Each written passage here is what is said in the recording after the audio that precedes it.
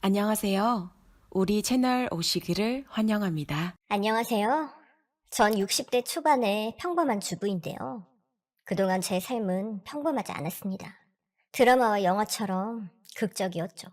너무 충격적인 일을 겪었지만 자존심 때문에 아무한테도 말을 안 한 채 살아오다가 이렇게 실명을 밝히지 않고 사연을 전하게 됐습니다. 저한테는 30대 아들이 한 명 있어요. 서울 올림픽이 열리던 1988년 어느 날 남편이 불쑥 아기 얘기를 꺼내더라고요. 우리 아기나 입양할까? 뭐? 입양? 웬일이야? 아기 입양하는 거 싫다며. 내가 아는 사람이 아기를 입양했는데 무척 좋아하더라고. 아기 보려고 퇴근하면 바로 집으로 간다니까. 그 사람 보면서 나도 생각이 바뀌었어. 남편의 말을 듣고 전 너무 기뻤어요.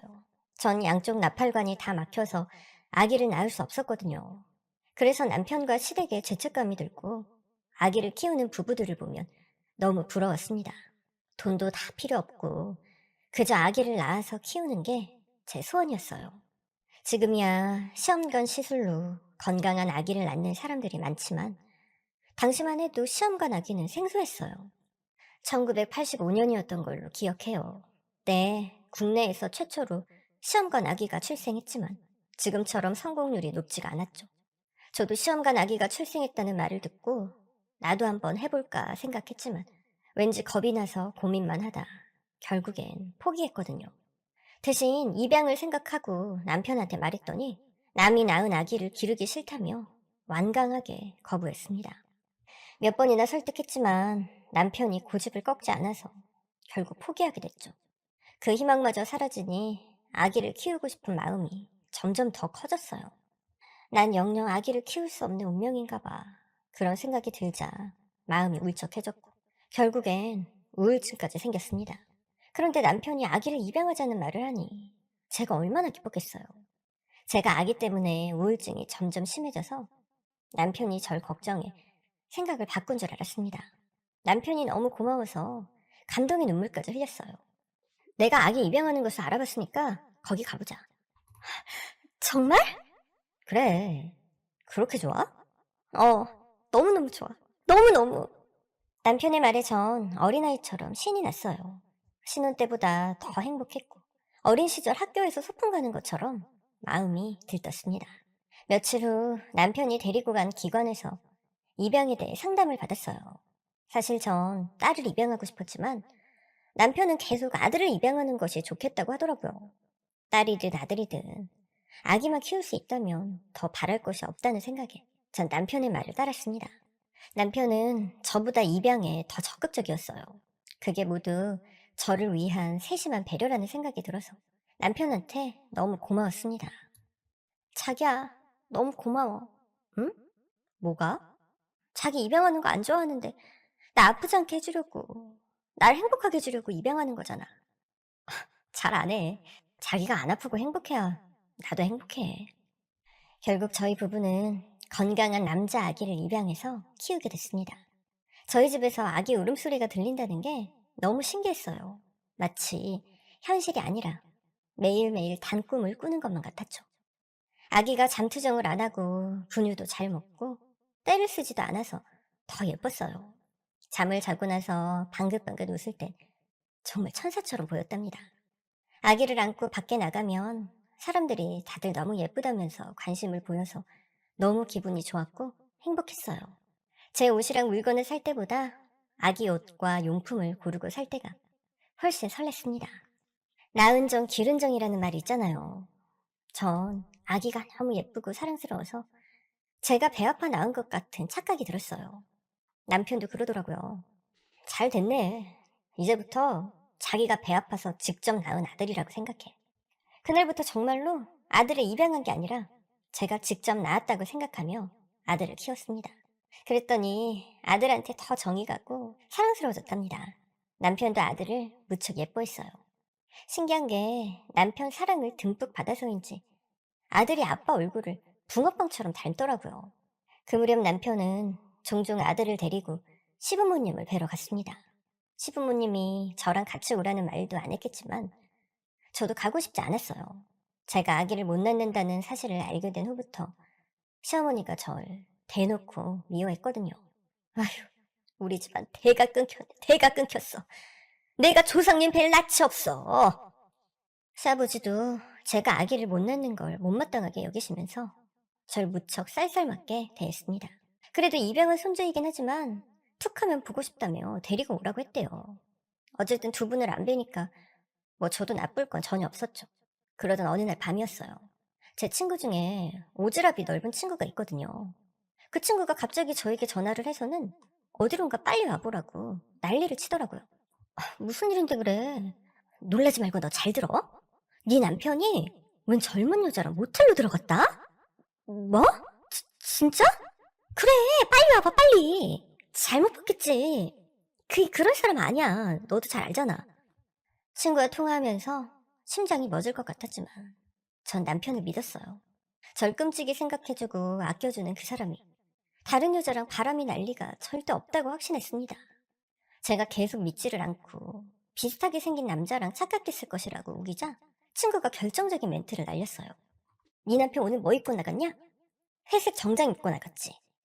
그 말을 듣는 순간 갑자기 둔기로 뒤통수를 맞은 것처럼 멍해졌습니다. 친구 말처럼 남편은 아침에 회색 정장을 입고 나갔어요. 제가 정신을 못 차리고 멍한 상태로 있자 친구가 계속 닥달을 하더라고요. 긴장한 상태로 나가려고 했는데 늦은 밤이라 어린 아들을 맡길 곳이 마땅치 않았어요. 할 수 없이 전 아들을 들쳐업고 친구가 말해준 모텔로 급히 갔습니다. 그런데 그곳에 정말 남편이 있었어요. 더욱 놀라운 것은 남편 옆에 낯익은 여자가 있었다는 겁니다. 그 여자는 다름 아닌 남편 회사의 비서였습니다. 제가 어쩌다 남편 회사에 간 적이 있었는데 그때마다 그 비서를 봤던 거였죠. 속옷 차림인 두 사람을 보자 현실이 아닌 핵에 망측한 꿈을 꾸고 있는 것처럼 느껴졌습니다. 둘이 여기서 뭐 하는 거야? 나한테 출장 간다더니 여기로 출장 온 거야? 너무 충격을 받다 보니 화가 나지를 않고 말도 제대로 나오질 않았어요. 남편과 비서는 안절부절 못하며 정신없이 옷을 입었습니다. 그때 상상조차 못한 일이 일어났어요. 3살인 제 아들이 비서를 보더니 엄마, 엄마라며 부르는 거예요. 전 당연히 아들이 저를 부르는 줄 알았어요. 그런데 그 비서가 급히 고개를 돌리면서 자꾸만 우리 아들을 외면하는 거예요. 순간 이상한 느낌이 든 전 아들을 방바닥에 내려놓았습니다. 그런데 글쎄 아들이 엄마, 엄마 하면서 막 비서한테 가더라고요. 그때까지도 전 바보처럼 전혀 눈치채지 못했습니다. 애가 왜 이래? 저리 가! 비서가 계속 등을 돌리며 거부하는데도 아들은 그 여자한테 자꾸 안기려고 했습니다. 엄마, 엄마 하면서 말이에요. 남편은 당황해서 어쩔 줄 몰라 했고요. 뒤늦게 감이 조금씩 잡히기 시작하더라고요. 어떻게 된 거야? 우리 아들이 왜 저 여자한테 엄마라고 하냐고! 제가 다그치자 남편은 뻔뻔하게 시치미를 뗐습니다. 내가 그걸 어떻게 알아? 정말 몰라? 그럼 네가 말해봐. 전 비서를 노려보며 매몰차게 말했어요. 비서는 남편의 눈치를 힐끗 보더니 우물쭈물했습니다. 비서가 안아주지도 않고 계속 외면하자 아들은 울음을 터뜨렸어요. 울면서도 비서를 향해서 두 팔을 쭉 뻗은 채 계속 안아달라고 떼를 쓰더라고요. 설마 네가? 제가 추궁하자 남편은 손을 저으며 잡아댔지만 비서는 무언의 긍정처럼 아무런 말을 못했습니다. 그 순간 확신이 들더라고요. 아들의 친모가 비서라는 것을요.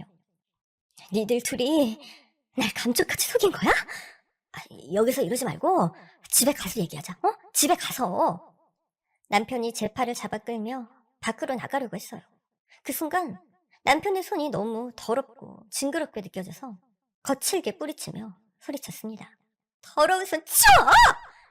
제 고함 소리에 놀란 아들이 큰 소리로 울기 시작하더군요. 다른 객실에 있는 사람들도 무슨 일인가 하고 밖으로 나왔습니다. 이성을 잃어서 전 창피한 줄도 몰랐어요.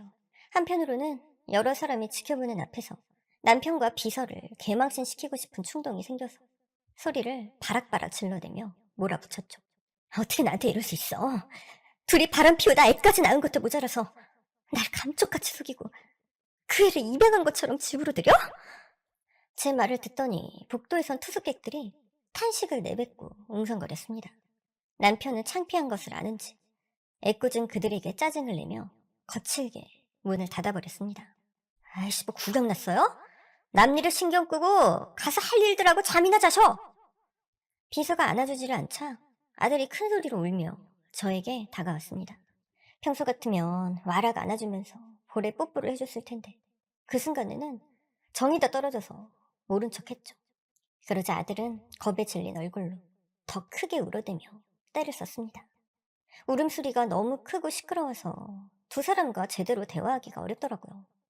할 수 없이 모텔 밖에서 기다리는 친구를 불러서 아들을 잠깐 좀 데리고 있으라고 했습니다. 이 여자가 엄마인 줄 어떻게 아는 거야? 나 몰래 셋이 만났어? 남편과 비서가 대답 대신 고개를 푹 숙이더라고요. 제가 물어본 말에 긍정의 제스처를 보인 거죠.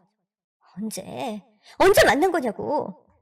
제가 매몰차게 추궁했지만 두 사람은 아무 대답을 하지 않았습니다. 순간 내리를 스치고 지나가는 게 있었어요. 아하, 말 안 해도 알겠다. 어머님 아버님한테 간다면서 나를 속이고 이 여자랑 셋이 만난 거지? 미안해. 미안하다는 말로 해결될 일이야? 이게? 어떻게 그렇게 사람이 악랄하고 뻔뻔해? 난 그런 줄도 모르고. 갑자기 저도 모르게 목이 메더니 눈물이 흘러내렸어요.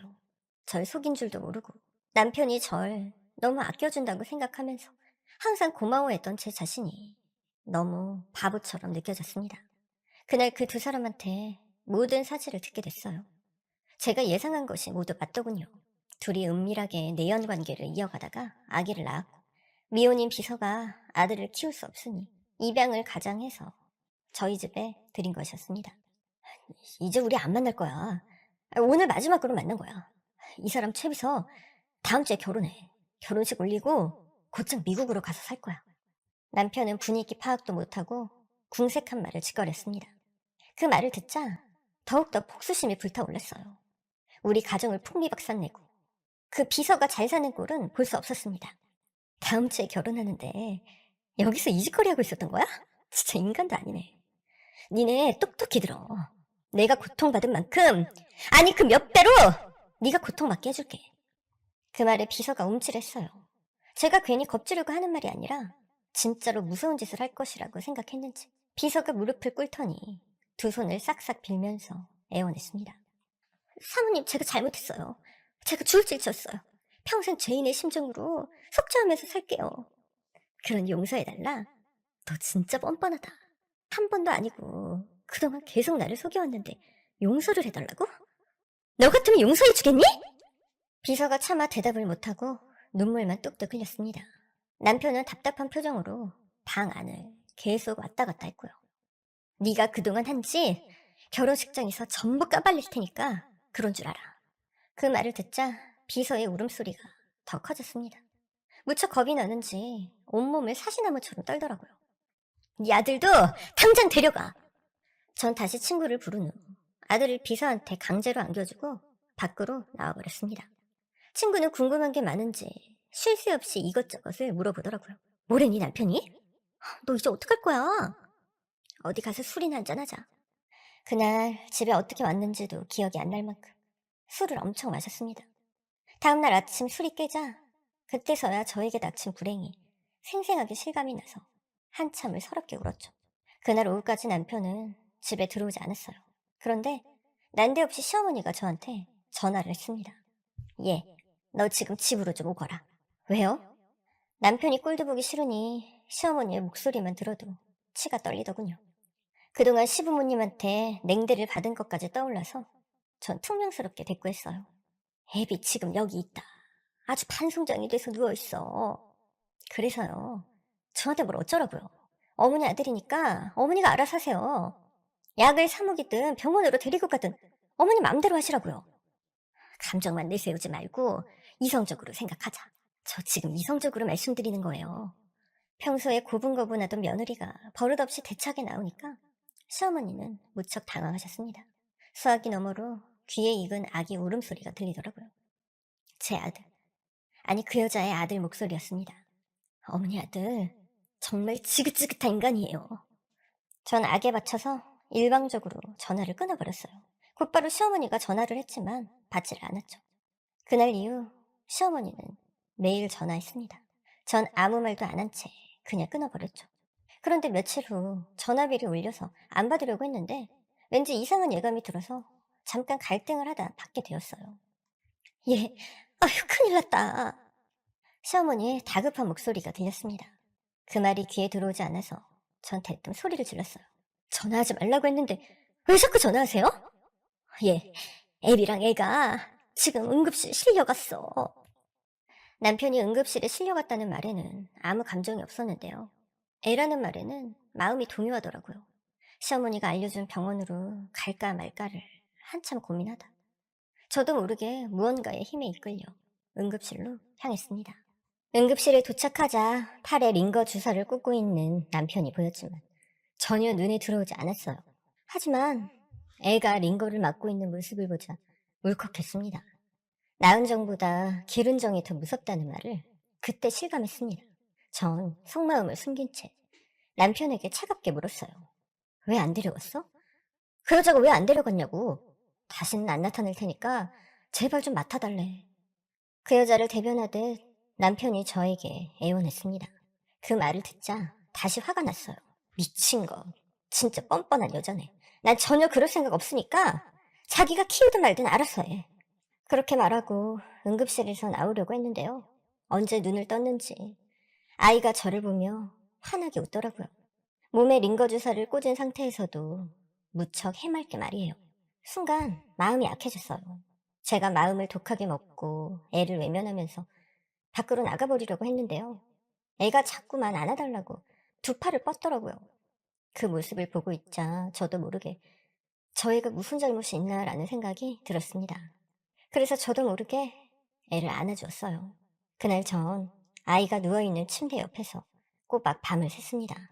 다음날 아침 의사 선생님한테 물어봤더니 상태가 좋아졌다면서 퇴원해도 된다고 하더라고요. 결국 전 아이를 다시 집으로 데리고 왔어요. 그 애가 다시 저의 아들이 된 거죠.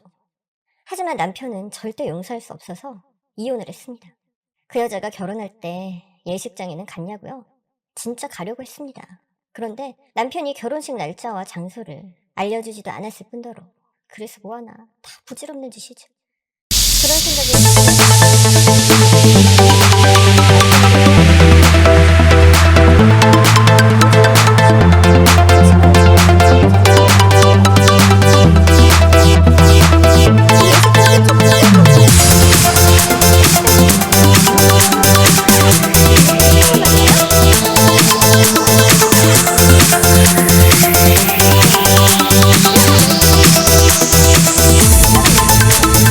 Remix. Turn up the bass.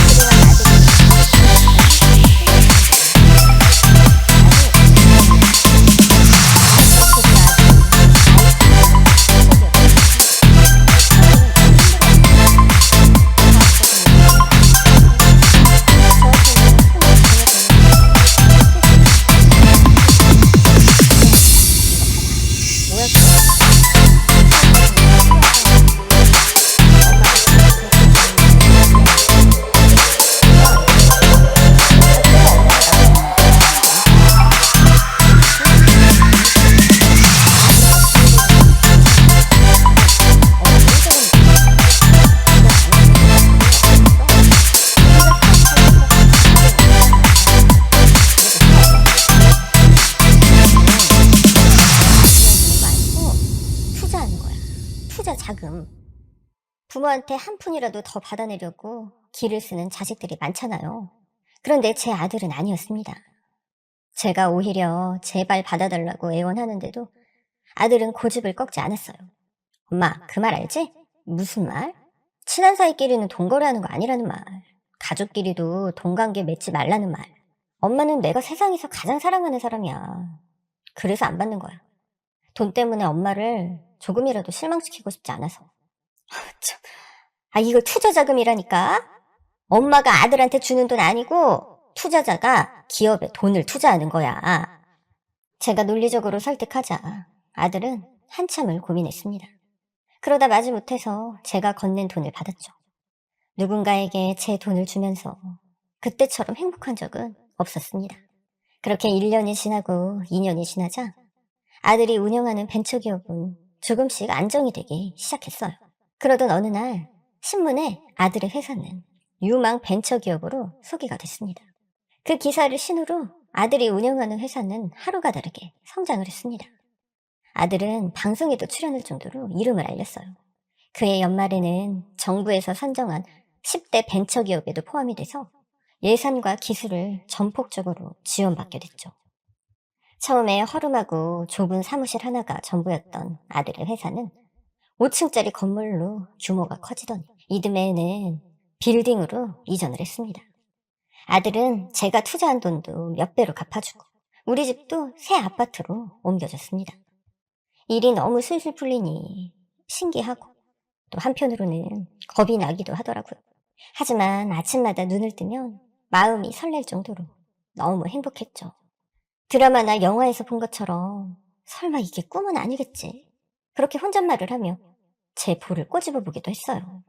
그런데 행복한 날들은 계속 이어지지 않았습니다. 불행은 어느 날 갑자기 예고 없이 찾아온다는 말이 있잖아요.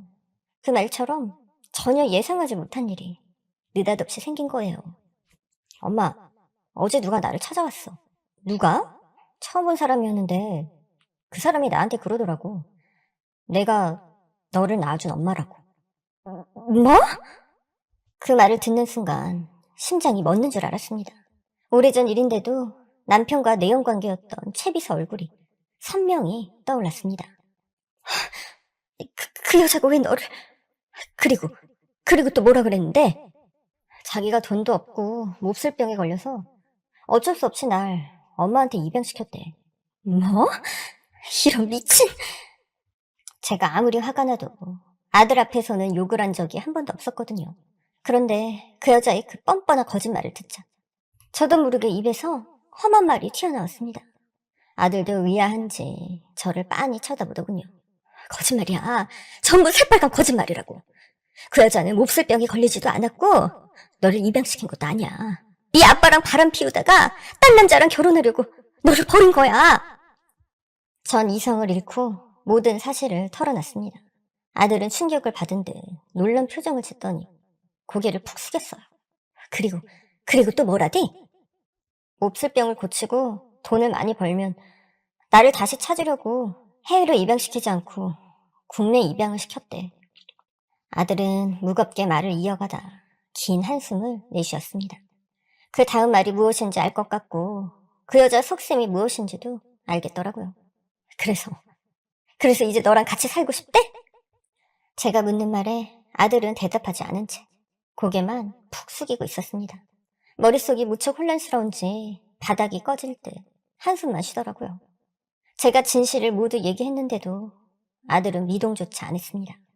인간이 얼마나 악하면 그렇게까지 뻔뻔하고 대담할 수 있을까? 너무 어이가 없고 화가 나다 보니 저도 점점 말문이 막히면서 한숨만 나오더라고요.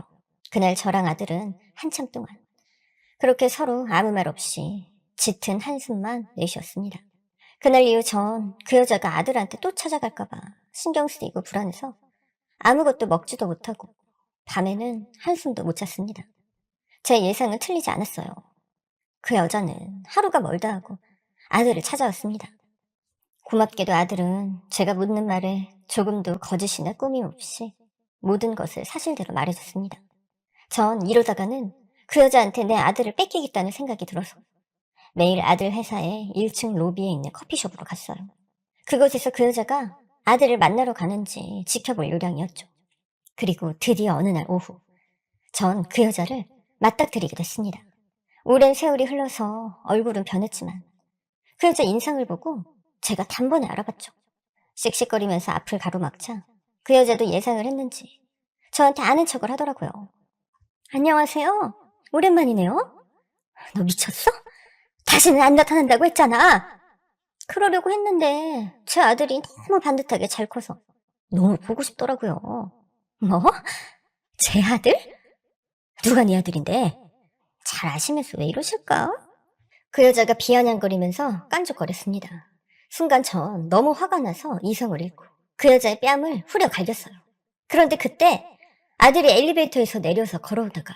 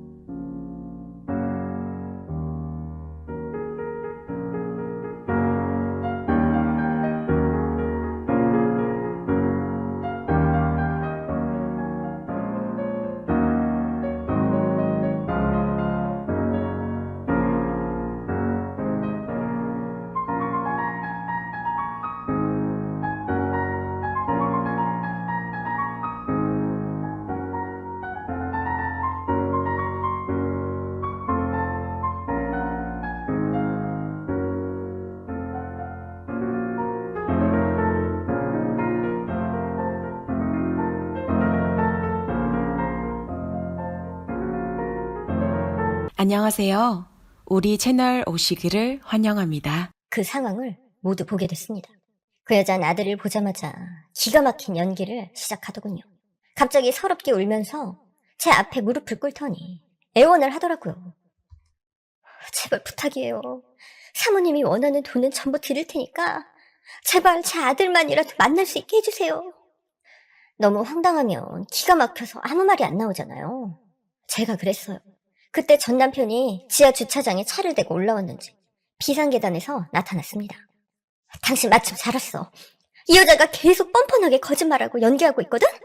당신이 모든 걸 사실대로 다 말해. 뭘? 이 여자가 글쎄 자기가 돈도 없고 몹쓸병에 걸려서 우리 아들을 어쩔 수 없이 입양시킨 거라고 거짓말을 했대. 로비에 사람들이 많아서 전 아들이 난처해질까봐 나지막하게 말했는데요. 남편은 얼굴색 하나 변하지 않고 태연히 거짓말을 하더라고요. 그게 왜 거짓말이야? 진짜잖아. 그 말을 듣는 순간 그 여자와 전 남편이 서로 작전을 짰다는 걸 알게 됐습니다. 뭐? 그걸 지금 말이라고 하는 거야? 니들 둘이 음모를 꾸몄나 본데 내가 호락호락 당할 줄 알아? 나 경찰에 신고하고 방송사에도 제보할 거야. 제가 세게 나오면 두 사람이 움츠릴 줄 알았어요. 하지만 전 남편은 그 말을 역이용하더군요. 하여간에 저렇게 우리 아들 생각은 누구만큼도 안 하고 지 생각만 한다니까. 경찰에 신고하고 방송사에 제보하면 그럼 알만한 사람은 다 아는 우리 아들의 과거가 다 밝혀지는 거 아니야. 예상과 달리 역공을 당하자 전 무척 당황했습니다. 그 기회를 놓치지 않고 전 남편이 결정타를 날렸죠. 우리 아들은 어린애가 아니잖아. 그러니까 우리 아들이 스스로 모든 걸 판단하고 결정하도록 맡기자고. 그 말을 듣는 순간 두 사람이 치밀한 작전을 세웠다는 걸 뒤늦게 알게 됐습니다. 전 아무 준비도 되어 있지 않아서 그대로 말려둔 거죠. 아들은 제 말을 믿어줄 것 같아서 제가 급히 다가갔어요. 그런데 글쎄 아들이 절 외면하고 밖으로 뛰쳐나가더라고요. 제가 바로 뒤쫓아갔지만 아들의 모습은 보이지 않았습니다. 그날 밤 아들은 전화를 받지 않고 집에도 들어오지 않았어요. 그래서 다음날 아침 바로 아들 회사로 찾아갔죠. 너 왜 그래? 왜 전화도 안 받고 집에도 안 들어왔어? 엄마, 저 일주일만 혼자 있을게요. 갑자기 아들이 저에게 존댓말을 하더라고요. 그게 예사롭게 들리지 않았습니다. 뭐? 왜? 혼자 어디 있게? 너 혹시 저 인간들 말을 고지고대로 믿는 거 아니지? 저 두 인간한테 엄마가 얼마나 철저하게 속은 줄 아니? 넌 절대 속으면 안 돼. 무슨 말씀인지 알겠어요. 그렇게 말하고 아들은 회사 밖으로 나갔죠. 아들을 붙잡고 그동안의 일들을 구구절절 다 말하고 싶었지만 그러면 왠지 아들이 절 부담스러워할 것 같아서 그냥 내버려 두었습니다. 그날 이후 하루하루가 너무 길게만 느껴졌어요. 그러다 어느 날 배가 너무 아파서 응급실로 실려가게 됐습니다. 불행은 한꺼번에 몰려온다는 말이 있잖아요. 그 말이 맞더라고요. 의사가 글쎄 저한테 위암이라는 거예요. 세상과 운명이 너무 야속하고 가혹하게만 느껴졌습니다. 위암의 고통보다 아들을 그 여자한테 뺏길 것 같은 불안감이 더 고통스러웠습니다. 그런데 일주일이 지나고 그 다음날 아들이 집으로 들어왔더라고요. 전 너무나도 반갑고 기뻐서 하염없이 눈물을 흘렸습니다. 제가 우는 모습을 보더니 아들도 따라 울었어요. 엄마, 죄송해요. 뭐가? 이제 엄마 곁에서 떠나지 않을게요. 제가 평생 엄마 지켜드릴게요. 아들이 다시 돌아온 것은 기뻤지만 한편으로는 어리둥절했죠. 그런데 뒤늦게 알게 됐어요. 개벌은 안 못 준다고 하잖아요. 그 여자가 결혼 후에도 남편 몰래 다른 남자를 만났었대요. 그러다 지 남편한테도 들켜서 이혼을 당했고요. 그렇게 작년에 귀국을 한 후 아들 아빠이자 저의 전 남편을 다시 만나면서도 결국 다른 남자를 몰래 만나기까지 했답니다. 꼬리가 길면 잡힌다고 결국은 며칠 전 아들 아빠한테 들켜서 둘이 대판 싸웠다고 하네요. 아들 아빠는 성격이 무척 급하고 다혈질이거든요. 그래서 홧김에 아들한테 찾아와서 자기 입으로 스스로 그 여자 실체와 음모를 모두 폭로를 했다고 하네요. 제 생각처럼 세상과 운명은 야속하고 가혹한 게 아니었어요. 못된 짓을 하고 죄를 지은 사람은 어떻게든 벌을 받더군요. 그 덕분에 전 제 사랑하는 아들을 다시 찾았고 다시 행복해졌습니다. 엄마, 이거 받아. 선물이야. 아들은 저한테 존댓말을 쓰지 않고 예전처럼 다시 편하고 다정하게 말을 했어요. 이게 무슨 책이야? 내가 쓴 책 나왔어. 아들이 건넨 책을 펼쳐보는데 첫 장의 내용이 눈에 확 들어왔습니다. 그 글을 입으로 소리내서 읽고 또 읽으며 전 감동의 눈물을 흘렸답니다. 아들이 건넨 책 첫 장의 문구는 이러했습니다. 세상에서 가장 사랑하는 저의 하나밖에 없는 엄마에게 이 책을 바칩니다. 그렇게 전 사랑하는 아들을 다시 되찾게 되었고 지금은 아들의 극진한 간호를 받으며 열심히 암 치료를 받고 있답니다. 아들만 있으면 이따위 암 정도는 얼마든지 이겨낼 수 있을 것만 같은 기분이에요. 그럼 지금까지 제 긴 이야기 들어주셔서 감사합니다.